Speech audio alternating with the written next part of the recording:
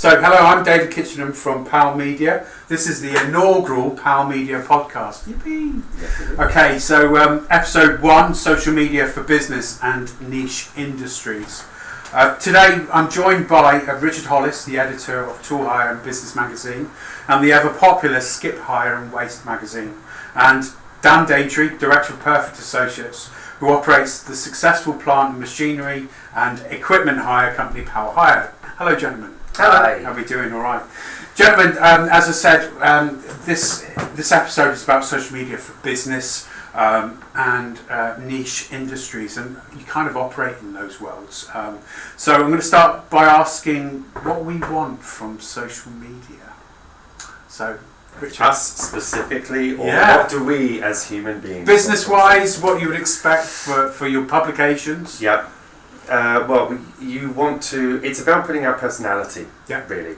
If you want to, if you've got, if you're advertising a new product, I suppose, if you're wanting to tell people facts about your company, that's one thing. But social media, first and foremost, is about putting a personality to your brand. Yeah. Getting people talking, getting people asking questions, and getting people to feel like they know who you are. Even when I go on Twitter now, I know certain companies are funny. Yeah. I know certain companies are going to make me smile. I know certain companies do really interesting content, and some companies just put up, static adverts all over it. And those are not the ones I'm interested in. I'm more interested in the ones that are engaging, the ones that make me laugh. Excellent. That's what we want now. Fantastic. Dan, how about you? What would you say a business would want from social media? A business, it wants to back up its brand. So depending on what your aim is and what you're trying to establish within the business, you want social media to support that. It's a great way to generate new customers. It's a great way to get people aware of who you are, and what you stand for. It's a way of projecting your own values. But most of all, it's a way to interact with people in a market space. You can learn so much from those who are in that market space, from what they want, what their likes are, what their dislikes are. And social media just gives you a platform to many different types of people within a market space. That's great, because you both sort of steered away and didn't mention the fact that we want to sell in social media. It's predominantly about conversation and listening and helping people understand what our brands are about. That's great. So that's really our understanding of social media. Which social media channels would you want to broadcast on if you had the option? Well, you get different audiences for different platforms. Each one is geared up towards a specific end. If you've got something that's very, very visual, then Instagram obviously is the one to go for. If you want to target, business professionals in a work capacity, then LinkedIn. Twitter and Facebook are very much more for the wider market, and even there are differences there, because Facebook, you want to catch up with your friends and you want to know what your friends are interested in doing. Sure. With Twitter, you want back and forth. Yeah. You can talk. You can literally say something and have a company reply to you. So it's very much, you very much tailor the platforms that you want to be on. Yeah. Okay. I think it depends what you want to achieve. I think each platform does have its pros and its cons. There are certain platforms, from a business point of view, I don't particularly like. While I'm amazed at what Facebook can do and the audiences you can reach, I'm not a particularly fan. It tends to coordinate more B2C, not a B2B market. We're aiming a B2B market. I'm not sure Instagram would be right for my particular business, but I can understand if I'm supporting something that's very visual, then I would be all over Instagram. Yeah. I think what it can do is it can help you project what you want your brand, what you want your product, your service to be. Sure. And once you understand what you're trying to achieve from that, so Twitter's great for getting a message out there and bringing people back to show the sort of content strategies. But if you're looking to actively do business, then you might go to more of a LinkedIn profile, which tends to get professionals within certain sectors together. Yeah.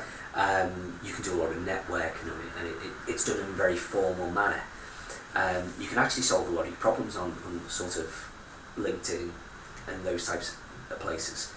However, but understanding who your market space is and who you're aiming to interact with should probably define what you spend maybe more time on social media directing. I think they're all important to a degree, but some of them might not necessarily suit your individual business. Yeah, excellent. Which I think is a valuable point there. Whilst it's all great to have the conversation and they're different conversations in different locations, it's really what we get back as a business in terms of from our effort. And my next question would be, from a business point of view, what would you say is the most important aspect for a business to consider when approaching social media? I think from my point of view, you've got a return on investment. You want to kind of be looking at, if you're going to do some paid advertising on the marketing side of some of these tools, then it's important to kind of keep a track of how much you spend and what are your clicks, what are you getting out of it. It's really important to have the right setup to measure the result, and to be able to measure the performance of the result. Not everything will work, and that's okay. What you've got to be able to do is put something in place, measure it, and know when it doesn't work, and then not continue to spend money on that aspect. Sure. A return on investment from a point of view, from a sales point of view, I like to know from every click I get from a PPC campaign. So every click we get on an organic traffic, to see what the level of conversion that is. So if I'm converting at a higher rate for a certain medium, then I'm going to put more money into it. And if I'm converting at a lower rate on another platform, I'll avoid it. But I can always have a measure. Sure. I can only understand.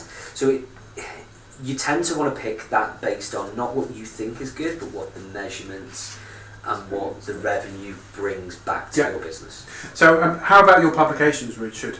Obviously, you've got the Toolhire Business Magazine and Skip Hire Magazine. Skip Hire is obviously an industry that's not very long off paper, and to find its computers and that sort of things. Where do you think the development of social media will be going in those publications? Well, I think it's an interesting having the two side by side, because Skip Hire has been for years very kind of personality driven. Yes. They like it's more of a novel magazine. If it was a newspaper, it would be more kind of tabloid, more kind of general interest. So Red Top. Yes, Red Top. It would have, the Skip Punk and Skip Chicks is always very popular. The Pup Idol's hugely popular. Pup Idol's one of my favourite things. It is. You look up the overloaded skips. You can have a laugh. They're very popular, and that's half the reason that the magazines are always lying around in the skip yards. That's why people like it. So that's very much a focus for that publication. Whereas Tool Business is more kind of highbrow. It's more focused on being, I don't want to use the word professional, but it's more about being focused, I suppose, on the higher end of the tool business market, and setting a standard there as well, because this is a much more open market. So we can really define where we want to be with that publication. So having the two side by side it's an interesting position for me to be in as well. That's fantastic. Yeah, brilliant. Okay, so we're nearly 9 minutes into our conversation today. I've got one more question before we wrap up. And I found your insight from this brief conversation, both of you, just really ideal and great. Social media is still quite new. It's not fully arrived yet. I think there's so much from my personal opinion and my experience with social media, I think there's more to come. And that may well be a change of platforms. Obviously phones and mobile phones and smart devices have made social media what it is now. Where do you think social media has got the ability to steer business moving forward? I think moving forward, I think it's going to be a vital tool for identifying, I think it currently is probably, but I think you've got to identify future trends. I think it will be driving the direction of your business. there'll be information and data available where you'll probably be able to make calculated decision on people's choices. I think if you are a data-led business and you are driving towards those statistics, it will give you the information you need to make the correct decisions. Yeah. Where at the moment I think it's a very reactive process where people are posting and people enjoy it. People think we've got a modern era and generation. The Emperor's New Toy, isn't it? Yeah, we like the fun, we like the frolics of what can happen on a social media platform. But actually, I don't think any of us really incorporate just how much information goes through it. Yeah. And the type of information. We've got social media that is telling us where we are at what point of the day. It tells us what time we open it up. It tells us what time we close it. That initially tells us who we need to target at what times where. And that type of information, if you can start scrolling into what it means to the future, it means that your marketing suddenly becomes hyper-targeted. Yes. And you're going to be able to tell a mum who's got a 2-year-old, yeah, and your product suddenly is specific to that requirement. You're going to be able to put an advert in front of that person. Wow. And while Facebook and some of the others have those tools already in existence, I think what you're going to be able to do is go layers deeper. Yeah. You're going to be able to know that you're aiming at people, not only a mum who's got a 2-year-old, but one who likes organic food, one that only eats broccoli. Yeah. It'll go very intricate to know. Complementary lifestyle decisions based on its information that it gathers, and it will suddenly allow you to, if you understand who uses your product, and basically we should all be looking at our market spaces and who's interested in our product base. But if we can identify that, these new products will soon allow us to identify those people who suits our products best. That's brilliant. Fantastic. Excellent. Well, I think that draws to a conclusion our podcast and our session today. Once again, thanks Dan, and thank you Richard for your time today. Thank you.